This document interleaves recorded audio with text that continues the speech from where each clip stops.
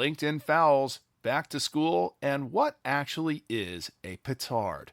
Welcome to the Unlimited Supply Podcast, your daily music business TLDR in your ear, powered by Brute Force Research and brought to you by No Disc, helping music, technology, and finance companies navigate the music industry, and partnered with Digital Music News. It's July 6th, 2026. I'm Lars Murray. It's Monday, where we talk about what happened over the weekend and what is on deck for this week, if anything.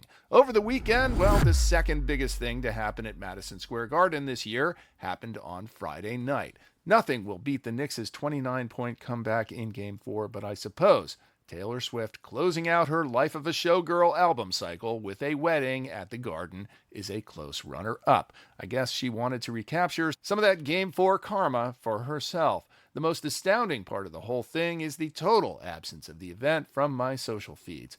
I guess if you're going to invite 1,000 people to your wedding and you don't want them to post, you have it in a place with the latest state-of-the-art surveillance technology and a citizen army of Swifties at the ready to shame you if you break the rules. But I have no beef with Travis and Taylor. Really, I repeat, I have no beef with Travis and Taylor. Are you listening, Swifties? Congrats, you kids.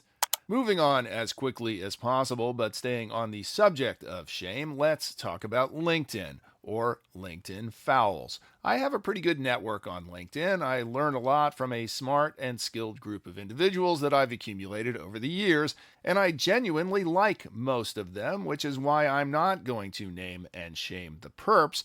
But back to back in my feed on Friday were two posts that pretty much illustrated the perils of LinkedIn in 2026. One was a well-intentioned but ultimately shallow and meaningless post from an investor that stated that fans have replaced labels. I call balderdash, piffle, poppycock.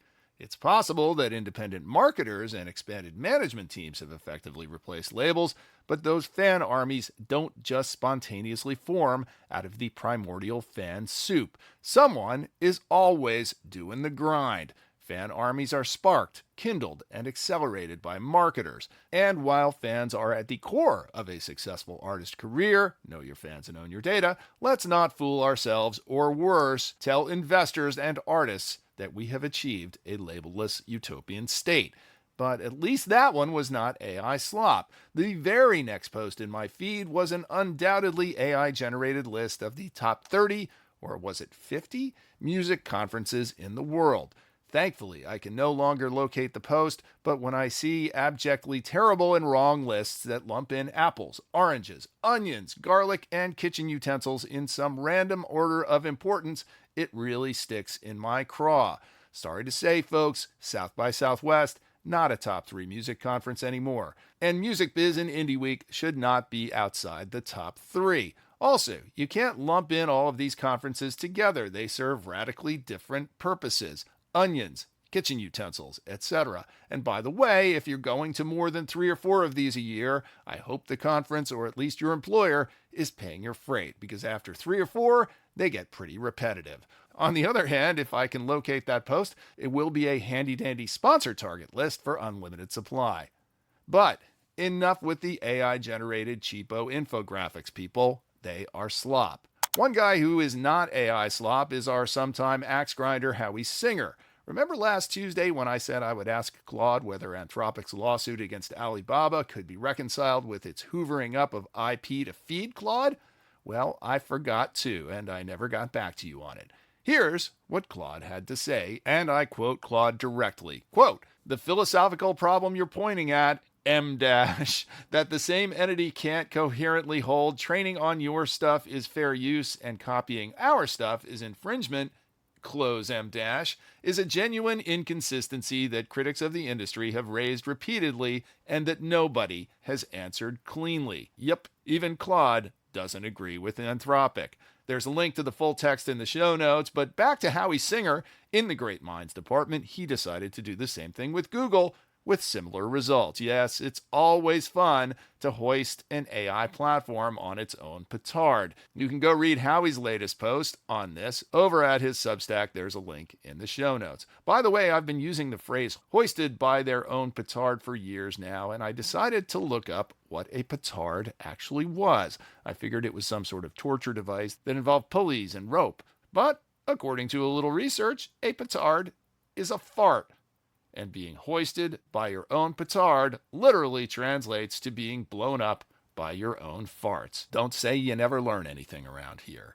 Looking at the week ahead, another barren landscape of industry events, if you're not counting festivals.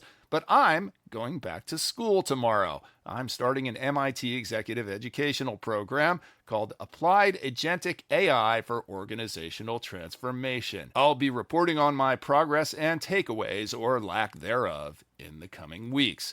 A few music folks celebrating birthdays this week include Variety's ace reporter and editor Jem Aswad, digital music OG and VC Jon Vlassopolous, Co-Buzz U.S. head honcho Dan Mackta, and streaming vet Doug Ford, who is currently spinning up a music-sharing startup called Mixie. I can't wait to see it, and you can sign up for their beta. There's a link in the show notes. Happy birthday, everybody!